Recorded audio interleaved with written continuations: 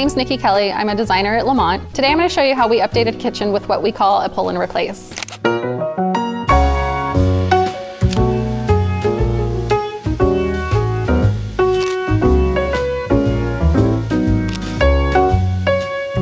So with this project, our client was actually a referral from her brother, and the main reason that she was really interested in working with Lamont was the dust protection. She's real sensitive to her allergies and was really worried. She had had another project done, her primary bathroom, a couple years before, and she had had just some issues with it. She wasn't super thrilled with the process as far as designing it, the process of just how her home was protected during the remodel. Outside of just kind of taking care of her health and the rest of her belongings, she had a pretty similar kitchen to what you see in the pictures. Shaker doors, just a pretty simple U-shaped kitchen.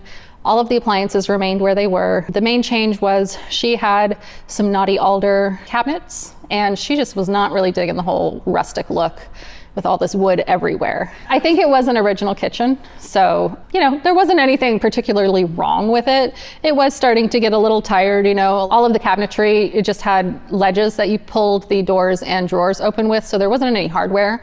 So there was a lot of physical interaction from your hands and the finish of the cabinetry, and you could really tell at this point in the age of that kitchen that was starting to wear and show a lot more interaction than maybe something that would have had some cabinetry hardware. So aside from that, she really had in her mind that she really wanted just a bright white, pristine, clean kitchen. This client's very, very tidy, so we weren't too worried about having white kitchen everywhere, with splatters and things. She was going to be able to keep on top of that, and that was really the look she wanted to go with. So what we devised was some new cabinetry from Night Cabinetry, maintaining kind of the layout, but including some more convenience hardware around the range. We have a pull-out on one side that houses a knife block, a utensil holder, some cutting boards, and then some space down below for probably cooking oils or things like that. On the left, to kind of mimic that, instead of having another pull-out, we took that narrow cabinet and just used that as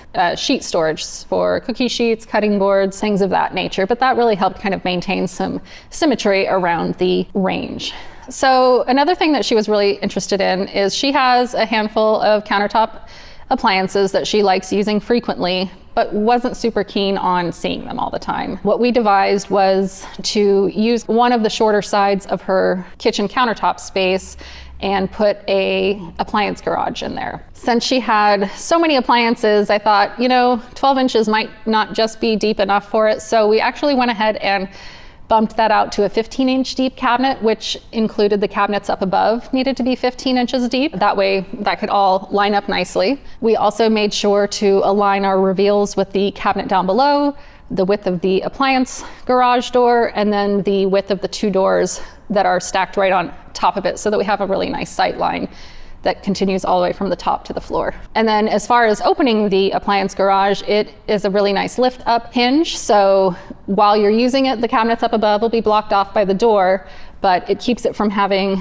like a big swing out in front of you while you're trying to get into a small space. And then the cabinet also is bottomless, so the countertop just runs right underneath it for a really nice, slick, seamless look. If someday she decides she doesn't want the appliance garage, or a future owner comes in and is like, I'm never going to use this, we actually installed everything, including the tile backsplash and the under cabinet lighting, behind and above that appliance garage cabinet, so that if for some reason someone wanted to remove it, you wouldn't have a hole missing with your other finishes. So this kitchen would qualify as what we like to call, and other people that I've heard in the industry refer to as, a pull and replace. Essentially, we are pulling all of the fixtures, cabinet finishes out of the existing space and then replacing them with new items in the same location.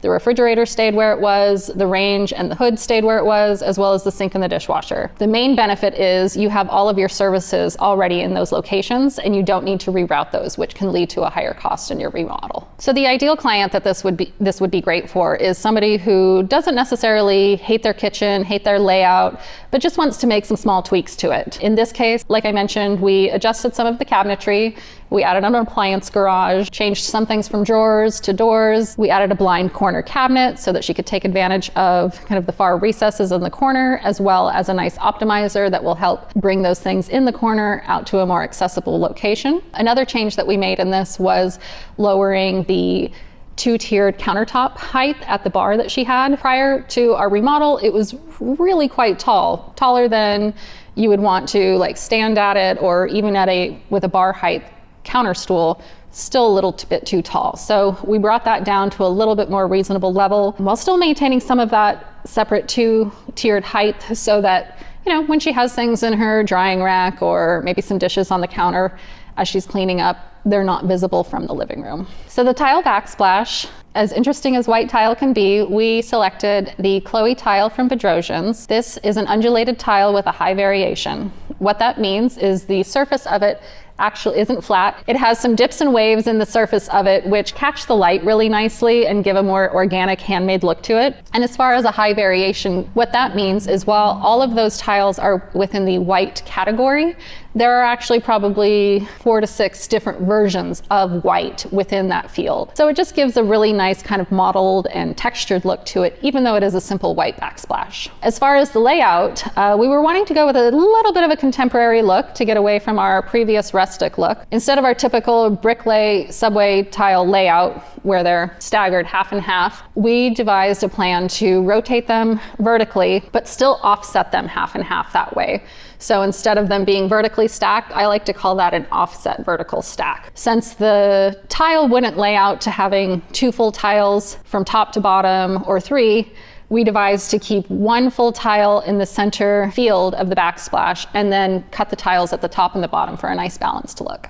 Below the backsplash, we have our countertop material, which is one of the non-white materials that we have in the space. This is Pulsar from Dal Tile in their quartz collection. A beautiful kind of soft gray with some kind of wispy white veining throughout. Instead of having a 2-tiered countertop situation with some backsplash in between on the drywall, we decided to opt for a miter cut waterfall backsplash there, so it just seamlessly transitions from the raised countertop to the backsplash and then onto the countertop space surrounding the sink. So a waterfall can be either mitered or butt jointed. This is an example of a waterfall mitered edge where the 2 slabs are mitered and then epoxied together so that it looks like it's a seamless, cohesive mass of stone. Whereas a butt joint, you would see the top layer and then the bottom layer with kind of that seam in between. Another change that we made that falls into the pull and replace is she had slightly shorter wall cabinets